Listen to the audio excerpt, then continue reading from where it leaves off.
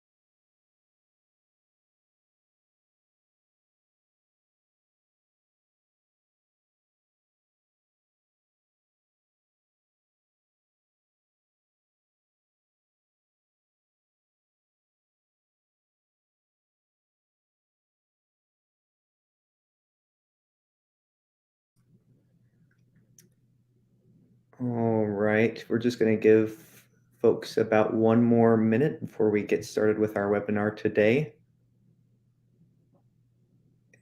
Good morning, everybody. Again, we'll be talking about 6 influencer marketing musts for the holidays to get the most out of your holiday influencer marketing campaigns. So just another minute or so as folks join.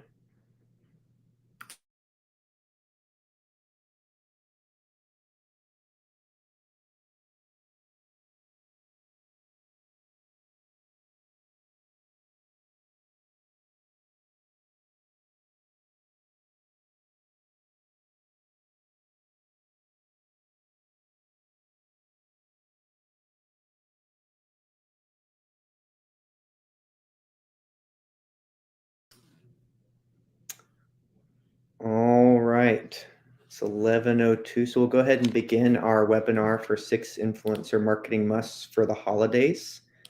People are going to continue to join in. But first, I just wanted to thank everybody for taking the time today to join our webinar. It's obviously getting very, very close to peak holiday season. And if you're a retailer or a brand, or you're selling a service that scales up during this holiday season, you're probably in the thick of ramping up all of your operations as we speak. And so we wanted to try to prepare some content for you all that should help assist at least that influencer marketing campaign piece of the puzzle to make sure that you're driving the most effective results. Just a quick introduction to myself. My name is Ryan Hilliard. I'm the GM of North America here at HypeAuditor. I recently joined about 3.5 months ago. Prior to that, I was actually a VP of marketing at a software company where we did influencer marketing campaigns. We had plans around Q4. And so a lot of the things that we'll be talking about today were actually put into practice in previous experience, as well as when I was working at a performance marketing agency for about 8 years. So our agenda is at a high level pretty concise. We'll dive into some of the market trends when it comes to influencer marketing and creator management marketing, UGC campaigns, and then we'll dive into those 6 musts, those steps that are very, very tactical for getting the holiday season right, for making sure that you're giving yourself enough time to execute and to iterate. Just one bit of housekeeping that I had today was, as you have questions, please feel free to go ahead and post them in the chat. As you can see, I am serving both as the moderator and the presenter, which makes it difficult to manage everything on the go. So as you have questions, please just pop them into the chat, and then we'll have plenty of time at the end to dive into questions. I'll also share my direct email if you have questions and you'd like to follow up directly. but just use the chat for any questions that you might have. Great. So we'll just dive into this first section on holiday trends. I think it's always good to provide some baseline understanding of what performance looks like, what behavior looks like in terms of users, and as it applies to influencer marketing. These trends aren't going to be too dissimilar from what you would see from general shopping trends with users, but I think it's really, really interesting to see how the breakdown of engagement with influencer marketing campaigns around Black Friday and Cyber Monday and holiday shopping shows up with different types of influencers. So here at HypeAuditor, one of the things that we pride ourselves in is our data. We see ourselves very much as a data-first company. And so what we did is we looked in our own system to understand Black Friday and Cyber Monday trends in influencer marketing. And when we looked back at 2021, we actually found that there were about 38,000 accounts that used the hashtag Black Friday during this holiday period. And the majority of them were actually influencers, people promoting on behalf of brands or retailers. And so this investment is very, very apparent for Black Friday. You can see in this little chart down here on the bottom right, the spike on Black Friday, but then also posts leading up to it. And so I think that shows us the importance of promoting promotions ahead of just that day, because that day is going to be very, very noisy. And so trying to prep your audience, and I think we're seeing it in the market these days as retailers like Target and Amazon are already doing their Black Friday promotions now earlier and earlier and earlier. The other thing I think that's really, really interesting in the influencer marketing space, especially for brands, is the average size of these influencers. Most of these influencers promoting Black Friday content and promoting brands and offers are on the smaller side. It's not always about swinging big with a mega influencer or celebrity. You can see most of the investment is with influencers between 1 and 50,000 followers. There's a good chunk at that mid-tier as well, but just something to think about as you're considering influencer marketing the first time, perhaps.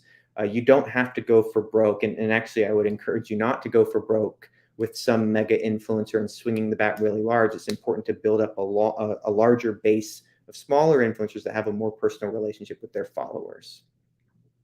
So one thing I want folks to keep in mind that they're looking at here is the number of accounts for Black Friday, and then contrast that with the number of accounts for Cyber Monday. And I think as a brand or a retailer, this was something that was really interesting to me when the team presented the data. Was there's half of the number of accounts are promoting things on Cyber Monday or for Cyber Week. The number of posts is a fraction of what it was for Black Friday. And so this presents a tremendous opportunity for brands and retailers to break away from the noise, to get away from just Black Friday when there's a lot of brick and mortar presence, and maybe shift that message to that Cyber Week, that Cyber Monday and the weeks following, because there's just fewer people out there. There's less noise to compete with. Again, there's a lot of volume out there. The distribution of those posts, I think, again, is really interesting. That's 50-50 between brands and influencers.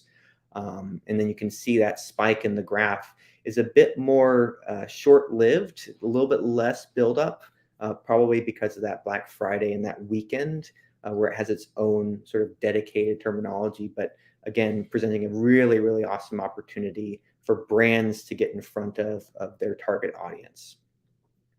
So that's at a high level, just trying to set the table for what is out there, what's happening, what's happened last year when it comes to influencer marketing during Black Friday and Cyber Monday. And so now I want to dive into the 6 influencer marketing musts that we identified for the holidays. And again, for folks just joining us, we see the number of people joining go up. Most of this is based off of personal experience working with brands and retailers at a performance marketing agency for 8 years, and then again as a VP of marketing for a company promoting new products and services during the holiday period. So tried and true best practices, and something that is probably platform agnostic, though our platform makes it really, really easy to adopt these musts.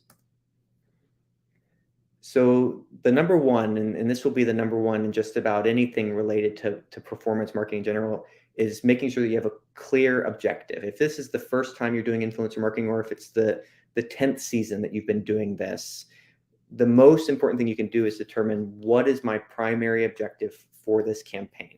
Am I trying to sell things directly from these posts, or am I trying to promote brand awareness? Is it a short-term sales objective or a long-term sales objective? You shouldn't choose influencers that you're going to partner with before you determine how am I going to evaluate success. If your goal is direct sales, then it becomes much more clear what your influencer outreach strategy should be. You should be looking for fewer influencers with a greater frequency of interactions with their audience. You need more and more posts. You can't drop your brand in front of these users one time and expect to see a lot of sales. It needs to be more frequent than that, especially if it's a product that they're unfamiliar with. There are some benefits to these longer partnerships. The content can get a lot more creative. It can be a bit more natural working with this influencer. You can span multiple mediums, different types of posts and videos and stories.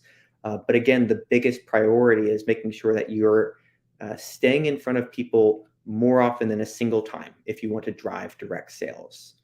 If I was to use sort of a similar type of marketing metaphor, if you're a performance marketer out there and you do any sort of advertising retargeting, you know that retargeting ads that have a greater frequency of views have more sales than those with just a fewer frequency. Now, it's going to impact your overall reach, and we'll get there when it comes to brand awareness. But ultimately, you want to be getting in front of people more frequently if you want to drive sales.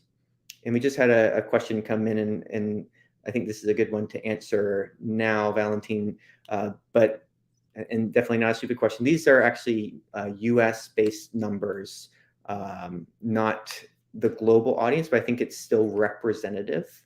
But I believe that these numbers that we pulled before were just strictly limited to the US. If you're thinking about brand awareness, this is where you want to prioritize that reach. You want to think about fewer posts per influencer, but span a larger audience.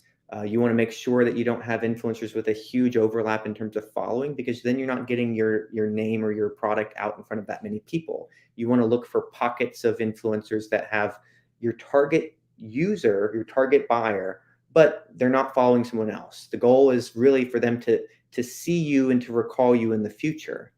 Now, this is where it can become very, very expensive with influencer marketing. If you're going to partner with somebody that's in that macro or mega influencer state, they'll have a lot of eyeballs, but you need more than a single post if you want to drive direct sales. And so if you're thinking about the ROI and you're thinking about your objectives for this, you want to keep in mind that brand awareness is what's going to happen when you're showing people a single post or a single story. Again, great for the long-term investment, trying to stay in front of people, get them familiar with your brand. But you're not going to see that direct sales behavior like you would if you were investing more in that frequency of posts. So that was number one. Our must is you have to have a clear objective, and it has to be defined, and the team all has to be aligned on what we're trying to do. Everybody knows the purpose and how we're going to evaluate our influencer marketing efforts. The second must is leaving sufficient time for the process. And if you are a seasoned influencer marketer, you know about the critical path steps within this process of outreach and messaging and content negotiations and contract negotiations. But if you're newer to it, it's important to remember the amount of time that this actually takes to get from finding an influencer to actually going live. My background, again, was in performance marketing on Google ads and social ads. And so if you're used to campaigns, you just go in, you turn them on, you choose keywords, just turn them on, and results come in. That's not the same sort of time turnaround for influencer marketing. You actually need to build up time for the whole process to take place. The first step is finding influencers, right? So if you have a goal of, I'd love to partner with 10 influencers, you need to keep in mind that you're not going to have a 100% connect rate. And even if you do, it's going to take more than one touch to get a hold of them. So we're building up time as we go. And so if we're thinking about November 25th as our Black Friday target, or November 29th as our Cyber Monday target, you need to work backwards and give yourself the amount of time that you're going to need to both find the influencers using a tool like HypeAuditor, and then reaching out to them and actually getting a hold of them, getting that connection and making sure that there's alignment with them. On average, it takes about a month from start to finish, finding an influencer to actually going live with content. And so if you're thinking about the 25th, we're talking about really you need to be finding influencers next week in order to not be scrambling for a 2-week turnaround of all of this. Other time-consuming steps beyond just connecting with somebody that's completely cold is the negotiating of contracts around fees or products is going to take time.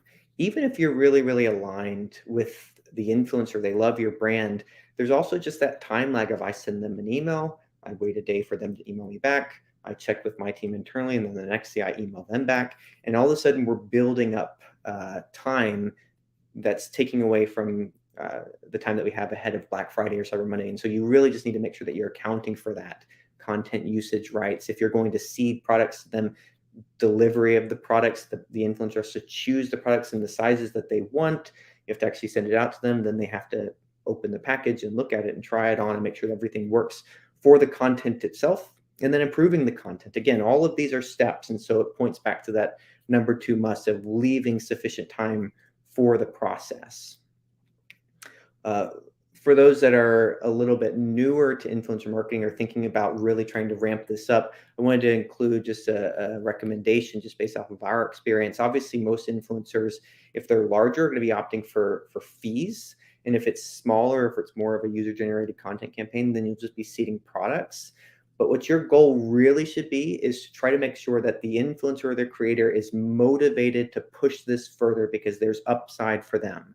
So if you're working with a macro influencer, somebody that you're investing $10,000 or $15,000 with to do a couple of posts and a story, try to work in there some upside. Hey, we'll pay you for performance as well, so that they have some motivation. They'll get more than what just the fixed fee would be, but they're not just checking a box. Yeah, I did my post, and they're not really invested in what it did in terms of performance. And so you really want to try to find a way to make this mutually beneficial.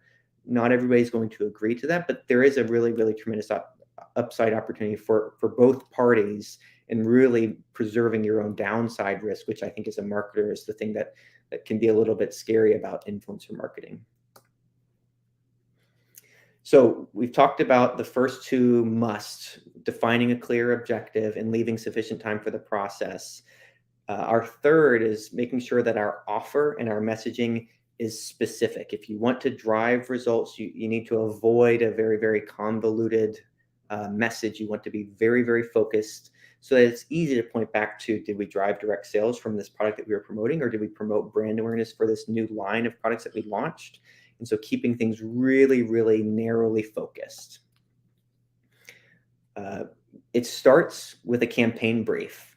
This is a easily overlooked part of the process. It feels like it's just almost like homework from school, where it's like, oh, I have to create this campaign brief. Is anybody actually going to look at it? Am I just writing this stuff up for no one? This is really, really an important piece of the puzzle so that you can concisely state, here's our goal, and it can be shared with someone else and they will understand what your goal is. A very, very clear and concise campaign brief can cut out a lot of time wasted working with the wrong influencer, reaching out to someone that's not actually aligned with your brand, as well as get alignment internally with your stakeholders. If you're working with the CMO, you're reporting to the CMO or the CEO, making sure this is what we're evaluating, this is what we're promoting. And so all of the content to follow is going to look like this, because once you get into the mix and once you start going live with campaigns, if the results aren't quite there, people are going to want to make changes. And it's important to be able to point back to, this is what we determined was our objective. This is what the campaign is going to look like. And we were all aligned on that. If you're working with an agency, a third party, this becomes even more essential that you create the outline of what the content in the brief is going to be about. Ensure the agency who's going to be reaching out to influencers on your behalf knows it like the back of their hand, so that there's no miscommunication when they're connecting with someone and they're reviewing content on your behalf.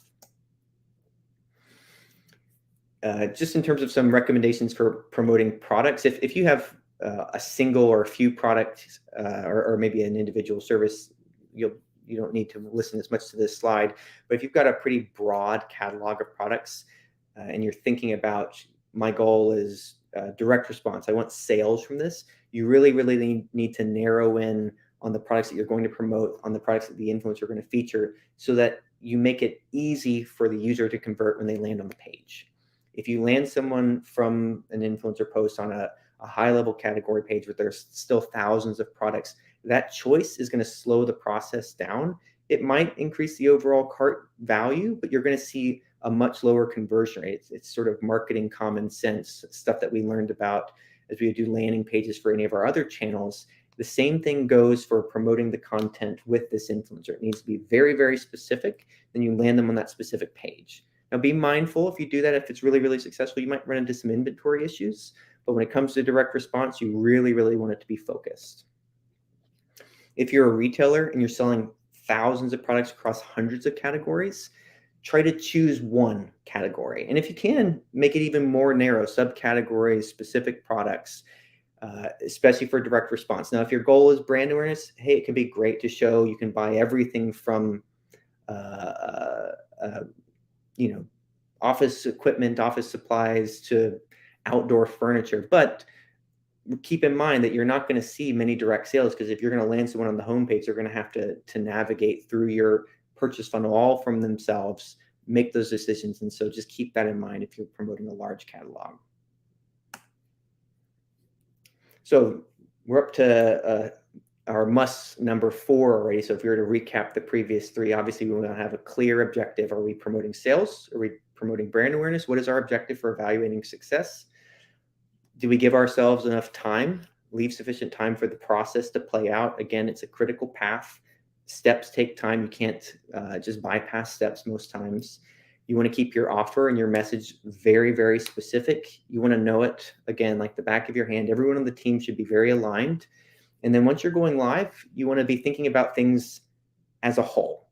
And so this is, again, a little bit of a different mindset for most folks, especially if they're performance marketers, is not trying to measure an individual post from an individual influencer and compare it to somebody else, right?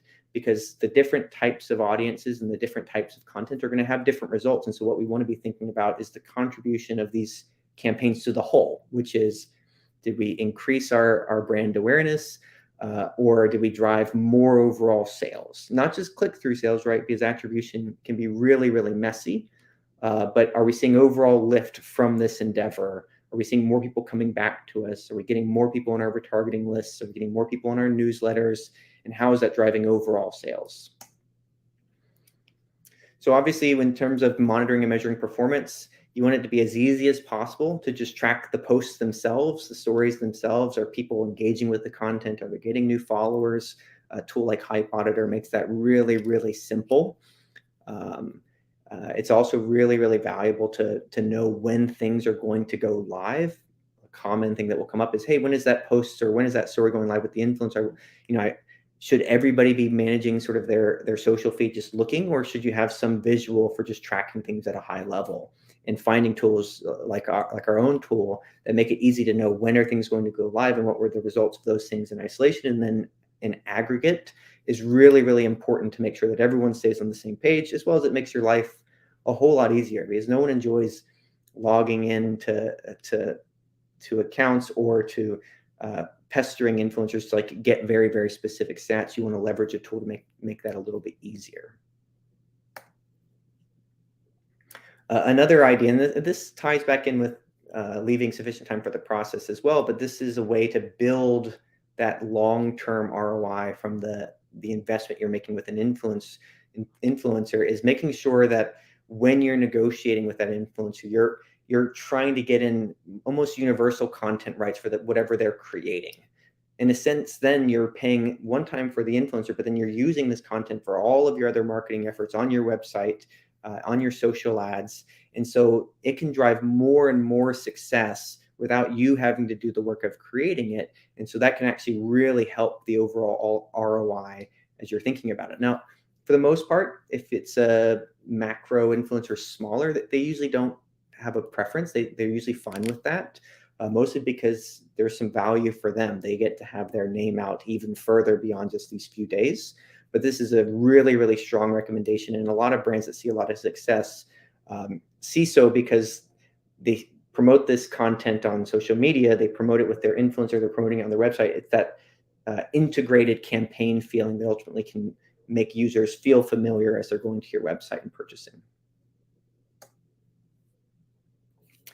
So we've just talked about measuring performance as a whole and how important that is to the process. Before that, we talked about defining a clear objective, leaving sufficient time for the process, and keeping your offer and your message very, very specific. The next step is, and it's a really important message, to think beyond just this Cyber Week. And I know the title of this webinar is getting the most out of Black Friday and Cyber Monday. That's how it was promoted. But ultimately, more sales and more purchases and more purchase behavior is going to happen in the weeks leading up to a final ship day, that 15th or 16th of December.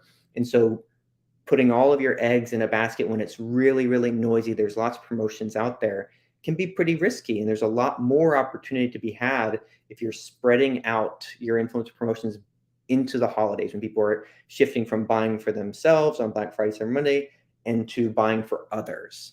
And so make sure that you're thinking beyond just those 2 days and that weekend. Sort of talked about that already, but the next 15 days in aggregate are much larger. Actually, the Saturday before Christmas is the biggest shopping day of the year historically. So it trounces Black Friday and Cyber Monday. Now, it's tough for online sellers, right? Because you still have to deal with ship days, but just to put it into perspective, that you don't have to go all in and be hyper dependent on just these 2 days. You can really think about this whole purchase season. I added one tip in here. This is just something we experienced at our agency, is that there's a transition that happens. Cyber Week, people are typically buying for themselves, and that's why you see more purchases of TVs and electronics, because there's that discount and I want to get something for myself. And then after that, it very much shifts to everything that people are buying tends to be for someone else. And so you can use that information to shape, well, what kind of products do I want to promote? Can this be a giftable product or not? Because most people don't give friends and families TVs or computers, right? That just isn't a normal process. It's just simply too expensive. And so maybe you have a strategy of promoting those higher end electronics when you're selling to the ultimate buyer. And then after that Cyber Week, you shift it to what's something that's making a give to somebody, something that's more reasonable in price, because that's the natural human behavior. So that was number 5, and building up to our number 6 here as we come to about the 30-minute mark of our webinar. So we've talked about defining a clear objective, leaving sufficient time for the process, keeping your offer and your message specific, measuring performance as a whole, again, aligned with that predetermined objective for the campaign on the front end, going beyond Cyber Week. And then this sort of piggybacks onto it. Maybe it's almost a 5B, but building flexibility into your plans. If you're all in on all of your posts going live at the same time with an influencer, all of your marketing content going live at the same time, you're really, really swinging for the fences, right? If it's successful, it could be a home run or a grand slam. It could be really tremendous. But if it's not, you're not leaving yourself time to iterate or to adjust. And so we actually recommend, if you're trying to get the most out of influencer marketing, especially for this holiday season, is to build in that time so that you can adjust, you can learn on the fly. If you're finding that your message wasn't sticking on Black Friday, try to build into your plans some optionality where you can say, we're going to go with plan B on Cyber Monday. We've already sort of planned out both. Let's go with B because this is what we've learned from A, so that you're not just continuing to throw good money after bad. You need to make sure that you're able to adapt in real time. Again, talking a little bit about our last point, but there's about 20 days from Black Friday to that last ship day in December. And so there's plenty of time to make it so that there's flexibility in your messaging, flexibility in your offers, changing how you're going to go live with campaigns. It's essential to build that in, though, right? If you're thinking about, I'll have all of my content live, it's hard to create new content the day before. So you almost want to work with influencers, in this maybe stretches to the overall marketing vision. Build 2 plans, 3 plans based off of what's happening, so that if you need to respond to inventory issues, or if you need to respond to, hey, UPS is changing their last ship day, which tends to happen every year now, where things are just being delivered later and later. We need to be able to put products in front of people that are still going to make it. We don't want to run into a situation where we're having to do a lot of refunds just because we weren't able to adapt. And so making sure that you build in that adaptability early is essential. It's hard to do later on if you're already way down the path.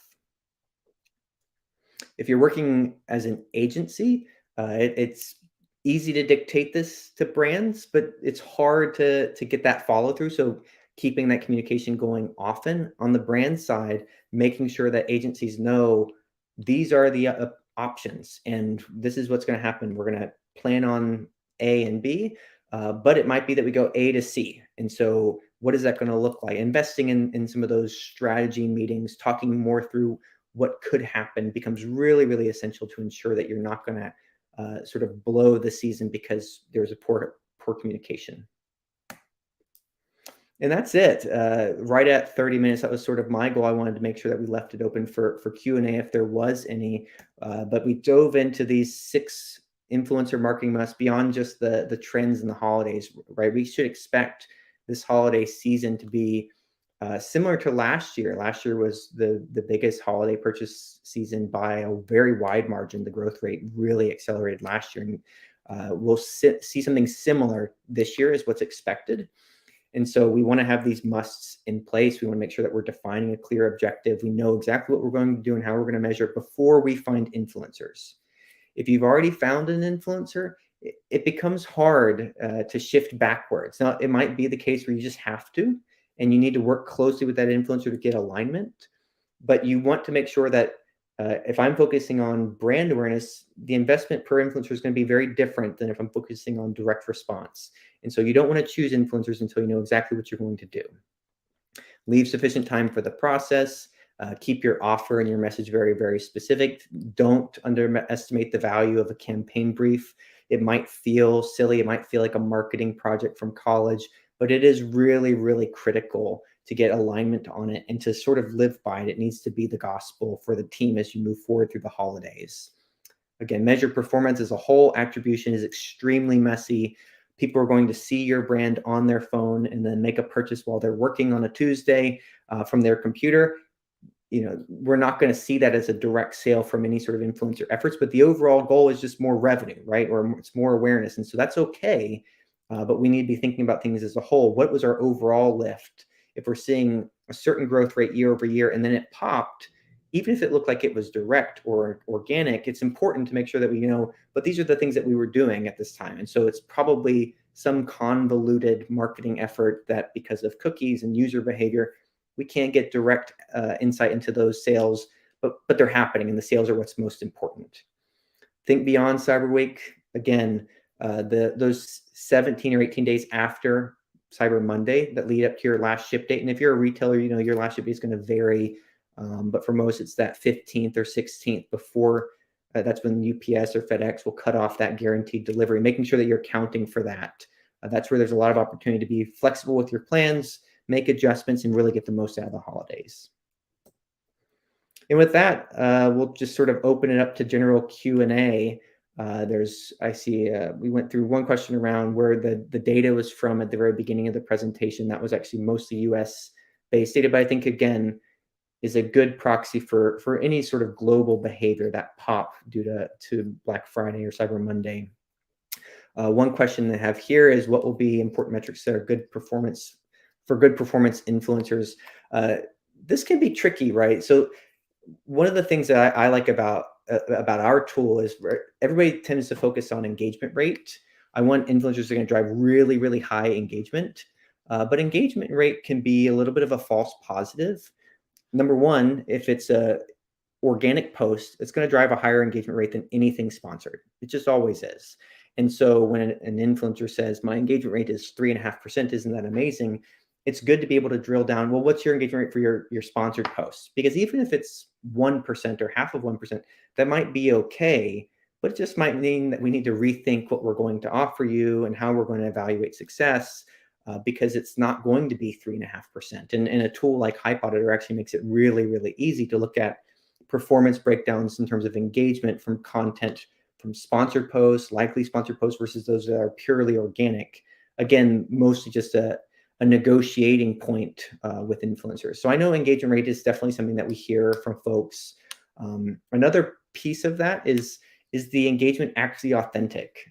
Are the comments aligned with the actual content of the offer? I know in my experience, we promoted a wellness program with this influencer once, and it was a really, really significant investment. And there were tons of comments, but if you looked at all the comments, it was more around the picture itself and less about the content of the post, the product that she was promoting. And so there was no value in that long term. And so what you really, really want to dissect is if my clear objective is direct response, I want sales, ultimately you want to look at overall sales lift when you're going live with these campaigns. That's what matters more than any sort of engagement rates. And those could be indicators potentially, but they don't really matter. If you see an overall sales lift, you'll see some of that engagement transfer. You'll see those clicks through the posts. You can use different types of linking tools to actually track those clicks through to posts or to product pages. But that's more important than any sort of engagement stats or recent follower growth or trends there. Now, where engagement rate might become more important is if you're thinking about raising brand awareness, just actually seeing, do people engage with this content? Am I seeing an increase in my own followers? Does it seem like it correlates with engagement with the post that the influencer is putting out? But it really just depends ultimately on what you're trying to do and how you're going to evaluate it. I think there's a couple other metrics to keep in mind if you're researching new influencers. And again, sort of shameless promotion here. We make it really easy to do this, but looking at follower growth over time is really, really important. Making sure that you're seeing something that's consistently growing, that they don't have suspicious patterns in following and unfollowing, that it looks like a legitimate, engaged audience. Whoever that addressable audience is really important. If they're following tens of thousands of people, they're never going to see your post or your content. And even if there's hundreds of thousands of those people to reach out to, there's sure going to be deaf ears, and you want to make sure that you're aware of that and building that into your plan. Cool. So I hope that answered that question. I don't see any more questions. I want to open it up to see if anybody else had any questions before we end the broadcast today.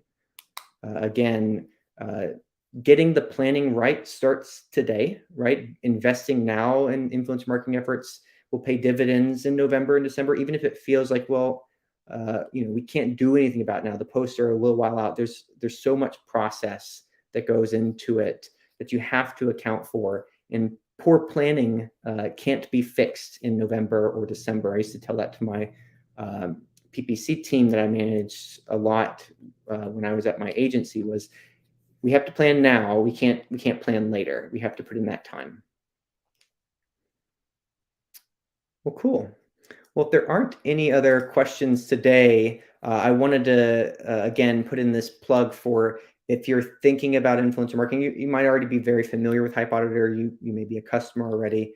But we can get folks prepared and up and running within a day. Our platform is actually very, very easy to understand, to digest how it operates. It's very, very logical, similar to other tools that you're probably familiar with if you've been doing any sort of digital marketing. And so we can help show you how you could go live with campaigns. You can create a free account to play around with. And then if you have any other questions, you can email me directly or create an account from our website. We had another question come in while I was talking through that. How long does it take for a campaign to run from start to finish? So there's a couple pieces there, right? It's probably a month that I would plan to go from I found an influencer, we've connected, and we're going to go live with the content. We know when it's going to go live. Now, the length of the duration of when the content is out there, if you're going to be doing a series of posts, a series of stories or videos or reels or moving across different networks, that will lengthen the campaign itself. I think ultimately that's going to tie in with your goal. If you want to do brand awareness, you want to focus on working with lots of different influencers, doing a few posts at a time. Maybe it spans a few weeks, but the goal is just to get more people knowing who we are. If the goal is direct sales and frequency, it's really going to be concentrated with those few influencers, making sure that they're doing more and more posts. And so that might mean a little more time for content approvals, a little bit more time for contract negotiation. But ultimately, I would build in a month to go from 0 to we are going live with content. Either it's going live today or we know it's going live next week, but we're ready to go. It's almost ready, set, wait at this point. So give yourself a month, which again, if you're thinking about Black Friday or Cyber Monday, it's probably next week that you need to be finding influencers and reaching out to them. It's not a month from now. A month from now is probably too late, even if it's a previous customer. It's just coordinating all of those things for the post become too difficult. There's just not enough time in the day. And so give yourself a month. Cool. I'll leave it for one more second if there's any other questions. It doesn't look like there's any activity going on. I want to thank everybody for making it to the webinar today. Again, if you have any questions that you want to reach out to me individually, or if you want to connect with somebody from our team, feel free to email me or sign up for a demo, or request a free account, or create a free account. Actually got another one in from Sandra. What number of posts would you recommend for one-time campaigns, Black Friday communication per influencer, right? So if you think about how large their audience is, and using a tool like HypeAuditor, you can understand, what percentage of their audience are real people following a manageable number of other accounts, so that I know that they're going to actually see my posts. I'd recommend at least a couple. Now, if it's just brand awareness, a post, they usually will put multiple images in there. They'll put whatever image you want in there. That can be really, really valuable, but I wouldn't expect much more from some brand awareness there. Video is definitely going to be your friend, whether it's a reel or it's just a video itself. The content is much richer. It's not just another sort of lifestyle shot of somebody walking with their back turned, right? That's what we saw a lot of when we were promoting our wellness product, is all of the lifestyle shots were the same. And so it became important to do more than a single post, because we need to break up the monotony here. But so I would prioritize a couple over a couple of days, and then definitely something video related, whether it's a post or a story. I think that's where you can really put more context to what you're promoting.